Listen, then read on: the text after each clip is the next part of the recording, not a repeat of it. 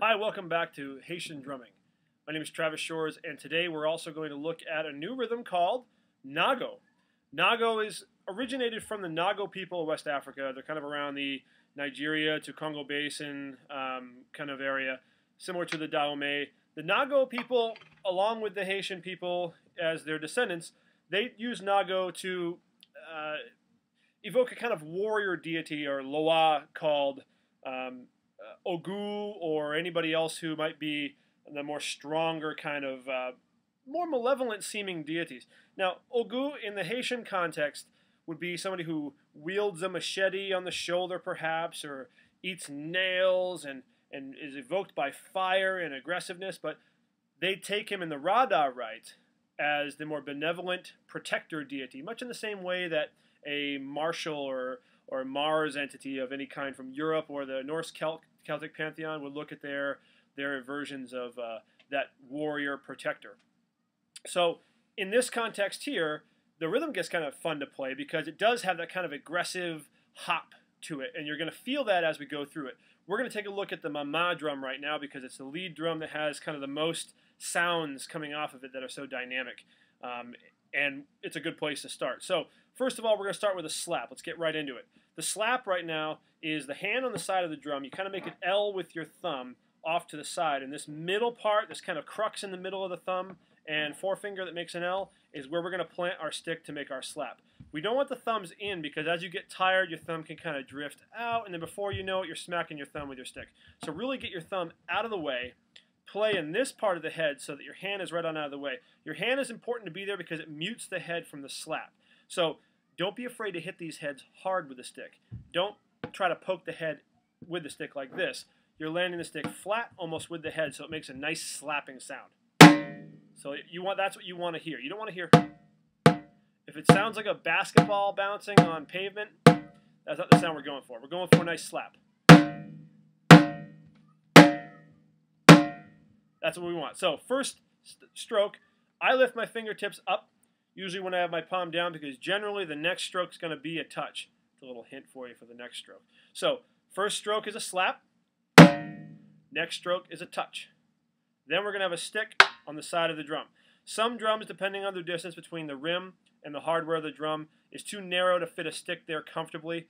I don't have any problem with hitting the drum shell itself. Some drummers will throw a fit if you do that. They're probably not drummers who are used to folkloric playing, or they don't do it enough, because that's absolutely correct in a folkloric context, is to hit the shell of the drum.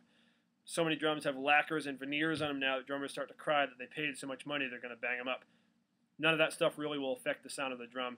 Any drums you play on with me, that won't be an issue. So if you can play it near the top where the skin is, that's a better option. If you haven't pre-stretched your heads the way I do it, then you can play on the drum shell. Or if you really want to get very specific, if you have just a tiny bit of room, try to get the stick in there too. Either way will work, but that's what you want to stick on the side. So first stroke is a slap, touch, stick on the side. Then we're going to follow that up with two basses, and they're bouncing basses. Bass, bass. You want to keep your hand back up afterward. It's important that it stays there, and I'll tell you why in a moment. So first of all, slap, touch, stick, bass, bass. Again, slap, touch, stick, bass, bass. Again, slap, touch, stick, bass, bass. Again, slap, touch, stick, bass, bass. Next stroke is going to be what's called a flam. A flam is a musician's term for when one stroke falls just before the other one. It's not quite left-right. It's not quite, a count. It's more like a felt thing. You're trying to make both hands land almost at the same time, but you're leading with your open hand. So your open hand's going to fall, hit an open tone just before your stick comes down and makes another tone. So it's going to sound like this. See, they almost land at the same time, but the left hand, or the hand that's open, is going to land just before the stick hand. So that's called a flam. Just practice that for a second.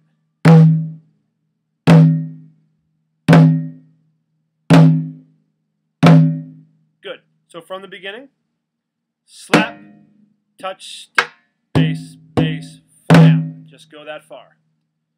Slap, touch, stick, bass, bass, flam. Now we're going to go two more strokes. 1, 2, with just the stick.